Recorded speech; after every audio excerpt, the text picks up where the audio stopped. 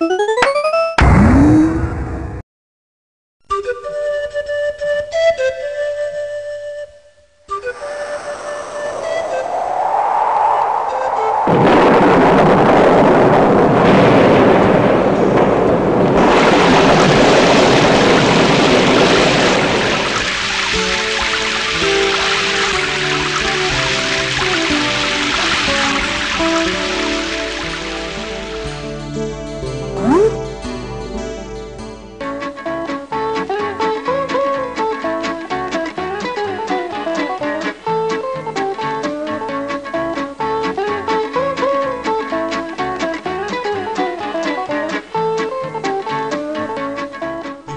মন্ত্রী মশাই, ইলিশ কিনে ফিরতেছেন? ভালো ভালো। তার দাম কত দিলেন? পয়সায় 10টা। ওহো, একদম টাকাই দিছে। আমি কাল পয়সায় 12টা আনলাম আর আপনি কিনে 10টা। আরে নাহি না, এ হলো খাঁটি পদ্মার ইলিশ। এর চেকনাই দেখেছেন? এর স্বাদই আলাদা। আচ্ছা তাই বুঝি? বেশ বেশ, তাইলে বৌমারে কইবেন আমার লাগে একটু রাইন্দা দিতে। পরে কাজের লোক দিয়া আমার বাড়ি পাঠাইয়া দিলেই হইব। একটু সাইখা দেখুন। হ্যাঁ, দিমু না কেন? দিমু, ইলিশের আঁশ দিমু। আমার পয়সা দিয়ে কিনা ইলিশ ছাঁটাবি। কিছু কইলেন নাকি মন্ত্রী মশাই? দিমু, ইলিশ পাঠাইয়া দিমু।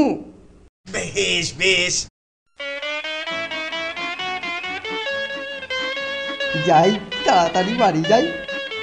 বাড়িতে গিয়ে বলতে হবে সর্ষে বাটা দিয়ে ইলিশ রাখতে। মন্ত্রী মশাই, ও মন্ত্রী মশাই,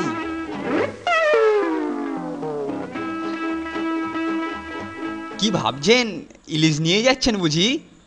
না না, মানে এই আর কি। কেন বলুন তো? বলছি কত দিলেন? বেশ সস্তা না? হ্যাঁ, মানে একদম জলের দাম। তাহলে কবে হচ্ছে ইলিশ ভোজ? আমার সাধ্যে। বেশ বেশ, কাল প্রাতে আমি হাজির হয়ে যাব। আজ তাহলে বিদায় দিন, কাল দেখা হবে। আসুন।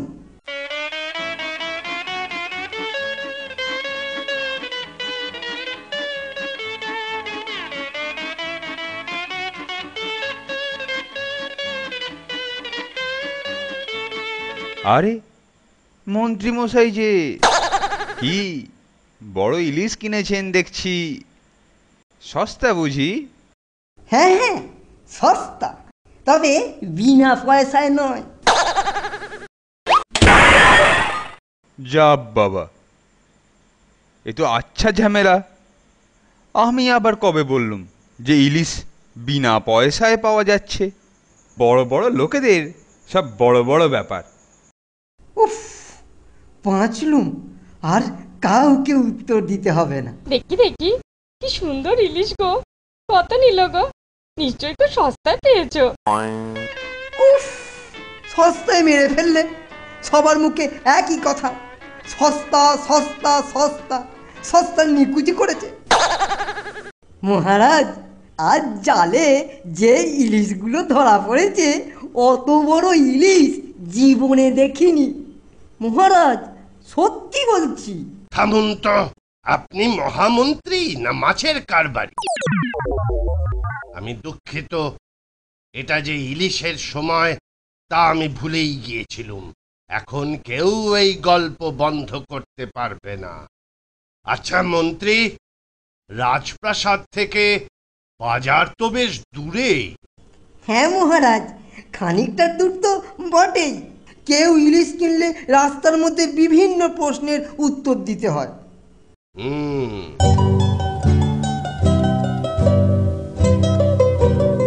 আচ্ছা গোপাল,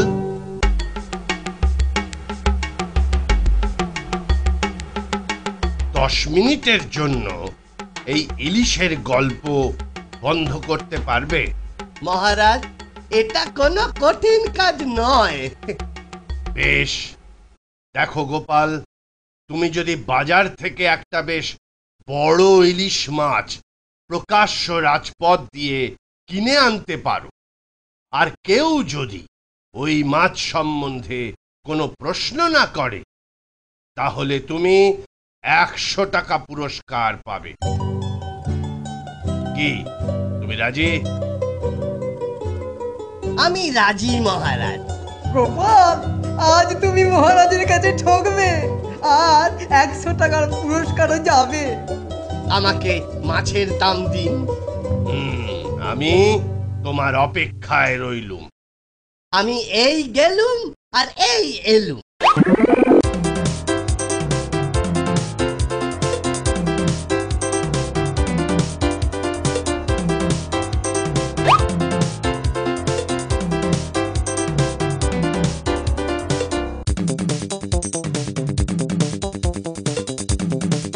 কি গো, পাগল হলে নাকি? এইসব ছাইভুষো মাখছো কেন? সাজছি গো, সাজছি। মাছ কিনতে যাব তো, তাই সাজছি।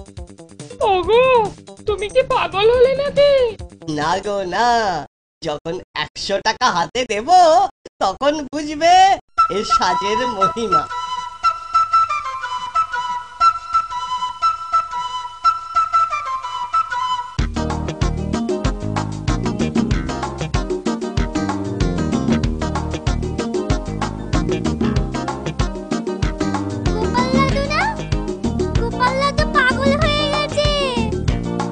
আরে, একটা পাগল আসছে। এ তো মনে হচ্ছে গোপাল ভাঁড়। এইভাবে রাজপ্রাসাদে ঢোকা যাবে না। মহারাজের আদেশ আছে। আটকাও লোকটাকে।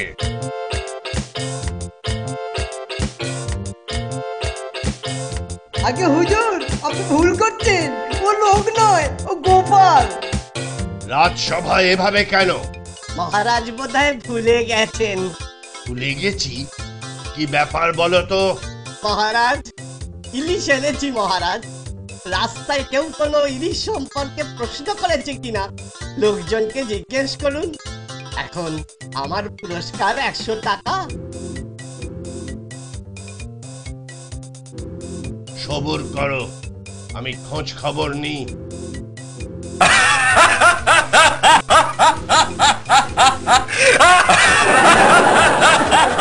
গোপাল, সত্যি তোমার কোনো তুলনা নেই। সারা রাস্তা লোকে তো তোমার এই দিগম্বর দৃশ্য দেখে চোখ চাপা দিয়েছে। প্রশ্ন করবার সুযোগ কোথায়? আচ্ছা গোপাল, তুমি পারলে এই অবস্থায় আসতে? বলুন সভাসদেরা, টাকা আগে না লজ্জা আগে? এই নাও তোমার পুরস্কার, 100 টাকা আর মাছটা। একটু বাকি আছে, মাছ কেনার বাকি পয়সা ফেরত দি, হিসেবের করি তো। তুমি শুধু ভাঁড় নও গোপাল, তুমি সৎ বটে। মহারাজের জয় হোক।